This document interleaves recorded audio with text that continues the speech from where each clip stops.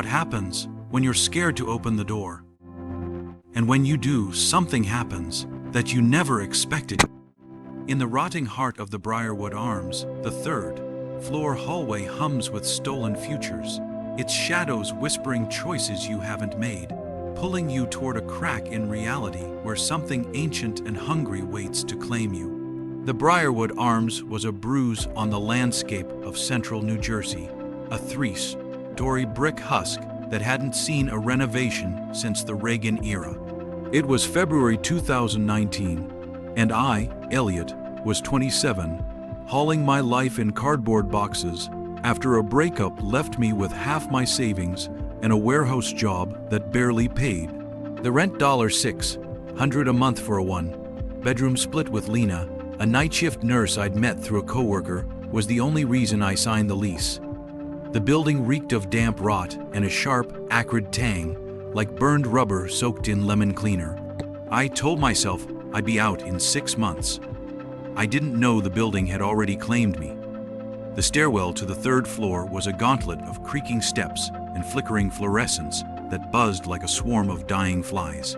The air was thick, pressing against my skin, and the hallway stretched out like a throat lined with chipped doors, each one slightly off kilter, their deadbolts misaligned. The carpet, a sickly green, was matted with stains that looked like they'd been scrubbed too hard, and the walls bore scratches, long, shallow marks that caught the light wrong. My apartment, 3C, was at the far end, past a light fixture that sputtered like it was choking. Unlocking the door, my key stuck, and for a moment, I swore the knob resisted, like it didn't want me inside. The apartment was a shrine to neglect. Peeling wallpaper the color of old mustard, a couch that sagged under the weight of its own history, and a radiator that rattled like it was trying to speak. Lena was at the hospital, leaving me alone with the silence, which wasn't silent at all, just a low, constant hum from the hallway, seeping through the walls like a heartbeat. I unpacked, ignoring the way the floorboards shifted, as if the room was settling around me, watching. That night, I lay on a thrift store mattress, staring at ceiling stains that twisted into shapes, faces, maybe if you squinted. Sleep was a distant hope. The hum grew louder, a vibration I felt in my bones. The next morning, it started. I was eating cereal, the spoon cold in my hand, when a jolt hit me, not pain, but certainty. I knew the neighbor's radio would spark to life, blasting a tinny 90s pop song through the wall. It did, the beat thumping like a pulse. I froze, my breath shallow, as a wave of déjà vu crashed over me. Not vague, but razor sharp, like I'd lived this exact second before. I knew the next sound would be a car dealership jingle, the kind that drills into your skull. It played, every note exactly as I'd foreseen. My hands shook as I grabbed a notebook and scrawled it down, the pen digging into the paper. Coincidence, I told myself, but my pulse said otherwise. That night, climbing the stairs, the air thick with that burn, rubber and lemon stench, it happened again. I knew the light above would flicker twice, a deliberate stutter. It did. I knew a man would shout downstairs something about a stolen package, his voice raw and jagged. Right on cue, it echoed up. A woman's laugh followed, sharp and wrong, like glass breaking in slow motion. Then, a heavy thud from the hallway above, metallic and final, like a door slamming shut on its own. I stopped, gripping the banister, my heart slamming against my ribs. The sound wasn't just noise, it was a summons, pulling me toward the third floor. Over the next 3 days, the premonitions came faster, sharper. I knew Lena's key would scrape in the lock at 4:12 a.m., her footsteps dragging from exhaustion. I knew the radiator would hiss at exactly 7:43 p.m., a low, guttural sound like a warning. I knew my phone would buzz with a spam text, "Congratulations, you've won a cruise," at 2:15 p.m. Each day, I wrote them all down, filling pages with frantic notes, testing myself. Every prediction was right. They weren't memories. They were fragments of a future I was catching like radio static, each one heavier, like stones piling in my chest. By the fourth night, I was a wreck. I sat on the couch, the TV droning some late night infomercial, when the déjà vu hit so hard I dropped my beer, the bottle rolling across the floor. I knew the TV would cut to a specific ad, a used car lot with a grinning salesman, his voice too loud, too wrong. It happened, word for word. Then I knew the power would flicker, plunging the apartment into darkness for exactly 4 seconds. It did, the silence so thick I heard my own blood rushing. When the lights returned, I was sweating, my shirt clinging to my back.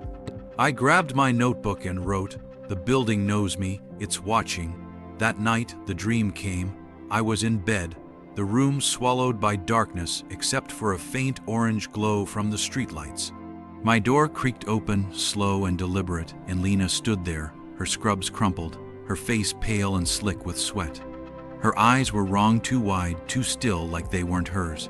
"There's something in the building," she said, her voice flat, like it was played from a broken tape. I tried to speak, but my throat was locked. The air grew heavy, pressing me into the mattress, and the hum from the hallway swelled, a chorus of whispers just out of reach. I woke gasping, my hands clawing at the sheets, and found the door ajar. I hadn't left it that way. I stumbled to close it, my bare feet cold on the floor when I saw it. A scratch on the inside of the door, long and shallow, like the ones in the hallway. It hadn't been there before. I touched it, and the air shifted, thick and electric, like a storm about to break. The hum was louder now, not just in the walls, but in my head. And for a split second, I swore I saw a shadow move in the hallway, tall, formless, gone when I blinked. I slammed the door and locked it, my hands trembling, but the notebook on the counter was open to a new page. In my handwriting, a single line. "It's waiting at the end of the hallway." The scratch on the door haunted me. It was there when I woke the next morning, February 5, 2019. A thin, deliberate mark that hadn't existed before. I ran my fingers over it, expecting it to feel like nothing, but the wood was warm, almost pulsing, and the air in the apartment felt heavier, like it was pressing me toward the hallway. The hum from the fluorescents outside was louder now, a low drone that burrowed into my skull, and the smell of burned rubber and lemon cleaner clung to everything: my clothes, my skin, the pages of my notebook. I hadn't slept properly since the dream, the one where Lena stood in the doorway, her voice flat and wrong, saying, "There's something in the building." The notebook's last entry, "It's waiting at the end of the hallway," stared up at me in my own handwriting, though I still couldn't remember writing it. I slammed it shut and decided I needed answers. I started with Lena. She came home at 4:30 a.m., her nurse's scrubs rumpled, her eyes heavy with exhaustion. I was waiting on the couch, the TV muted, the hum from the hallway filling the silence. "Did you come home early last night?" I asked, my voice tighter than I meant. She frowned, slinging her bag onto the counter. "No, I was at the hospital until now." "Why?" I told her about the dream, the door, the scratch, leaving out the notebook. Her face didn't change, but her hands paused, gripping the edge of the counter. "You're stressed, Elliot," she said, too quickly. "This place is a dump. It gets to you." But her eyes darted to the door, and I knew she felt it too, the wrongness of the building, the way it watched. I couldn't stay in the apartment. The air felt like it was tightening, like a hand closing around my throat. I grabbed my jacket and headed to the library downtown, a gray concrete block that smelled of old paper and dust. The librarian, a woman with glasses that magnified her eyes to owl-like proportions, pointed me to the local history section.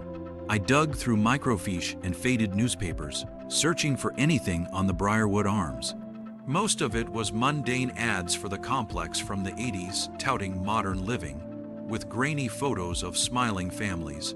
But then I found it, a 1993 article, half a column, buried in the Trenton Times. "Tenant missing from Briarwood Arms," it read. A man named Robert Caulfield, 34, vanished from his third-floor apartment. No signs of a struggle, no note. His door was found ajar, a single scratch on the frame. The police called it a runaway case, but a neighbor quoted in the article, a Mrs. Dolores Hart, said, "The hallway took him. It's been hungry for years." My stomach twisted. I kept digging. A 2004 blog post from a defunct local history site mentioned the Briarwood Arms again. A woman, Anita Reyes, reported persistent disturbances. On the third floor, flickering lights, unexplained thuds, a smell like something burning and sweet. She moved out after a week, claiming the hallway felt alive, like it was waiting for me to make a mistake. The post ended with a cryptic note. Some places don't let you leave. Not really. There were older stories, 2 whispers of a fire in the '70s that never made the papers. A maintenance worker who quit after seeing shadows that moved wrong in the stairwell. The records were spotty, like the building was erasing its own history, but they all pointed to the same place, the 3rd floor hallway. Back at the Briarwood, the premonitions were getting worse. That evening, I was heating leftovers when I knew the microwave would spark. A sharp pop that made the lights dim. It did, and the smell of ozone mixed with the ever-present rubber and lemon stench. I knew the neighbor's dog would start barking at 8:47 p.m. A frantic choking sound that cut off abruptly. It happened right on time. I knew my phone would buzz with a text from an unknown number at 9:02 p.m. "You're invited to claim your prize." And it did, the screen glowing in the dim apartment. I wrote them all down, my notebook filling with predictions that felt less like insights and more like threats. Each one came with a headache, a sharp pain behind my eyes, like something was burrowing into my brain. I needed to talk to someone who'd lived here longer. The next morning, I knocked on 3B, the apartment next to mine. The door opened a crack, revealing a man in his 60s, wiry and hunched, with eyes that darted like he was expecting trouble. His name was Mr. Kessler, and he'd lived in the Briarwood for 20 years. I asked if he'd ever noticed anything strange about the building. He laughed a dry, rattling sound and said, "Kid, you don't live here that long without noticing. The hallway's got a mind of its own. You hear it, don't you? The hum." I nodded, my throat dry. He leaned closer, his breath sour. "Don't go looking for it. It'll find you when it's ready." Before I could ask what he meant, he slammed the door. That night, the dream changed. I was in bed, the room dark except for the orange glow of streetlights. The door creaked open, and Lena was there, her scrubs torn at the shoulder, her face pale, her eyes like black wells. "It's in the hallway," she said, her voice not flat anymore but low, urgent, like she was pleading. "It wants you to see it." I tried to move, but my body was heavy, pinned to the mattress. The hallway beyond her stretched impossibly long, the walls bending inward, the carpet rippling like water. A shadow moved at the far end, tall and formless, and the hum became a chorus of whispers, overlapping, unintelligible. I woke with a scream caught in my throat, my hands clutching the sheets. The door was closed, but the scratch on it was deeper now, and a second one had appeared beside it, fresh and raw. I didn't sleep after that. I sat on the couch, the knife from the kitchen in my lap, staring at the door. Around 2 a.m., I heard a soft thud from the hallway, like something heavy rolling across the floor. I gripped the knife and opened the door just a crack. The hallway was empty, but the air was thick, electric, and the light at the far end flickered in a pattern. 2 short, 1 long, like a code. I swore I saw the carpet shift, a subtle wave moving toward the stairwell. Then, a sound not a whisper, but a low, guttural hum, like a voice trying to form words. I slammed the door and locked it, my heart pounding so hard I thought it would burst. The next morning, I found my notebook open again. A new entry in my handwriting but slanted, rushed. It's not just waiting, it's choosing. I tore the page out and burned it in the sink, the flames licking up the smell of scorched paper and that ever-present lemon tang. But when I turned around, the notebook was open again, the same words rewritten on a fresh page. I threw it across the room, and it landed by the door, which creaked open an inch on its own. The hallway was calling, and I knew I couldn't ignore it much longer. The notebook was no longer mine, its pages bloated with predictions I couldn't stop writing, seemed to breathe. The ink of it's not just waiting. It's choosing seeping into the paper like blood. It was February 8, 2019, and the Briarwood Arms had me caged. The hum from the third floor hallway wasn't just sound anymore, it was a chorus. 1,000 voices muttering in a language I couldn't grasp, vibrating through the walls and into my skull. The smell of burned rubber and lemon cleaner was a physical weight, coating my throat, my skin, my thoughts. I hadn't slept since the door folded open 2 nights ago, revealing a hallway that stretched too long, its carpet rippling like a tide. The scratches on my door, 3 now, each deeper, fresher, marked me as chosen. I knew I couldn't run. The hallway wouldn't let me. Lena hadn't come home in days. Her text stopped, and her phone went straight to voicemail, a dead end that echoed the silence of the apartment. I'd called the hospital. They said she'd clocked out at 2 a.m. yesterday, but no one saw her leave. The dream Lena in the doorway, her eyes black voids, saying it wants you to see it, was a loop in my head, more real than the couch I sat on, clutching a kitchen knife that felt useless. The premonitions were a torrent now, each one a blade. I knew the radiator would scream at 11:47 p.m., a sound like metal splitting. I knew the neighbor's dog would choke mid-bark at 1:03 a.m., its yowl cut off like a snapped wire. I knew my phone would glow with a text, your prize awaits, at 4:44 a.m., the screen flickering as if it might crack. Each prediction came with a migraine, a spike through my temples, and a pull toward the hallway, stronger every time. I tried to barricade myself. I dragged the couch against the door, hammered nails into the frame until my hands bled, but the wood groaned, pushing back, and the nails bent like they were melting. I burned the notebook in the sink, the flames flaring green, the lemon stench choking me, but it was on the counter again by morning, open to a new page. You belong to the seam.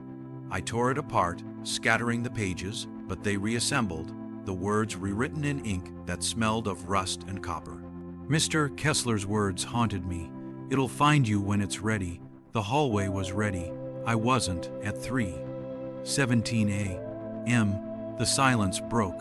The hum stopped, replaced by a stillness that crushed my chest, like the air was solidifying. The door rattled, the nails snapping one by one, and I knew with a certainty that wasn't mine that it was time. The knife trembled in my hand as the door folded inward, not opening but bending, like reality was a sheet of paper. The hallway waited, its carpet pulsing like a heartbeat, the lights flickering in a code, 2 short, 1 long, over and over. I stepped forward, my legs moving without my consent, pulled by a force I couldn't name. The hallway was no longer a hallway. The walls stretched upward, endless, the ceiling swallowed by a void that pulsed with faint, orange light. The doors were gone, replaced by smooth, veined surfaces that throbbed like living tissue. The carpet was wet, clinging to my shoes, and each step sank deeper, like wading through a swamp. The air was electric, burning my lungs with every breath, the smell of burned rubber and lemon so thick it coated my tongue. A thud echoed from the stairwell, rhythmic like a drum, and I felt it in my chest, sinking with my pulse. The lights flickered faster, the code a language I almost understood, urging me forward. Halfway down, the walls shifted. They curved inward, narrowing the hallway until it was a tunnel, the carpet rippling faster, waves lapping at my ankles. I heard whispers, not voices, but fragments of sound, regrets and screams and laughter, overlapping in a cacophony that clawed at my mind. The knife slipped from my hand, sinking into the carpet, and when I reached for it, the floor pulsed, swallowing it whole. I stumbled, catching myself against the wall, but it was warm, soft, and for a moment, I swore it pushed back, like a heartbeat under my palm. At the stairwell, the shadows came alive. They rose from the floor, liquid and formless, coalescing into a shape tall, too thin, its edges fraying like smoke. It had no face, but its presence was a weight, a gaze that pinned me in place. The dream bled into reality. Lena appeared, her scrubs shredded, her face pale, her eyes black and endless. It wants you to see it, she said, her voice a hiss, her head tilting at an angle that broke the laws of bone. I tried to speak, but my throat was locked, my body heavy, like I was sinking into the floor. You're in the seam, she said, stepping closer, her movements jerky, like a puppet on frayed strings, where choice is live, where you live. The shadow moved, its tendrils reaching out, cold and slick, brushing my skin. Flashes hit me vivid, searing. I saw myself staying with my ex, our fights echoing in a different apartment. I saw myself in a corner office, a job I'd turned down, the city skyline bright outside. I saw myself never moving into the Briarwood Arms, walking a different street, free of the hum. Each vision was a life, real and heavy, and in every one the hallway was there, a shadow at the edge, waiting. The tendrils tightened, pulling me toward the stairwell. The thud was deafening now, shaking the walls, and the shadows multiplied figures, half-formed, their faces blurred but familiar. Robert Caulfield, the missing tenant from 1993. Anita Reyes, who fled in 2004. Others nameless, their eyes hollow, their mouths moving without sound. Choose, Lena whispered, her face inches from mine, her breath cold and sour. Stay or go, it needs one. I ran or tried. The carpet sucked at my feet, the walls closing in, the air so thick it choked me. The tendrils followed, wrapping around my arms, my chest. Each touch a memory that wasn't mine, pain, fear, moments I hadn't lived but felt. I saw myself stepping into the stairwell, the shadows swallowing me, my life unraveling into the seam. I saw myself running, escaping the building, but the hallway following, a shadow in every corner of my life. The choice was a trap, stay and be consumed, or leave and carry the seam with me. I reached the apartment door, but it was gone, replaced by a smooth, pulsing wall. I pounded on it, my fists sinking into the surface, warm and wet. The thud became a scream, the walls cracking, plaster falling like ash. The shadow loomed, its tendrils inside me now, pulling at my thoughts, my choices. I saw Lena, not the dream version, but the real one, standing in the stairwell, her face pale, her hands bloody. "Elliot, don't," she screamed, but her voice was drowned by the hum, now a roar. I chose. I turned from the shadow, clawing at the wall until it tore, spilling me into the apartment. The door slammed shut, the hum cut off, and I collapsed, gasping, the knife somehow back in my hand, its blade stained with something black and oily. The apartment was silent, the scratches on the door gone, the notebook blank. But I felt it, the seam still there, a crack in my mind. I left at dawn, February 9, 2019. I packed a bag, left no note, and drove to a motel 2 towns over. The premonition stopped, the dreams faded, but the hallway lingered. I see it in mirrors, in dark corners, a stretch of green carpet, a flickering light. I've passed the Briarwood Arms once since then, its windows dark, its brick crumbling. It pulled at me, a hook in my chest, but I kept driving. The seam is still open, and I know it's waiting not for me, but for the choice I made. I chose to run, but some nights I feel the hum, and I wonder if I ever really left.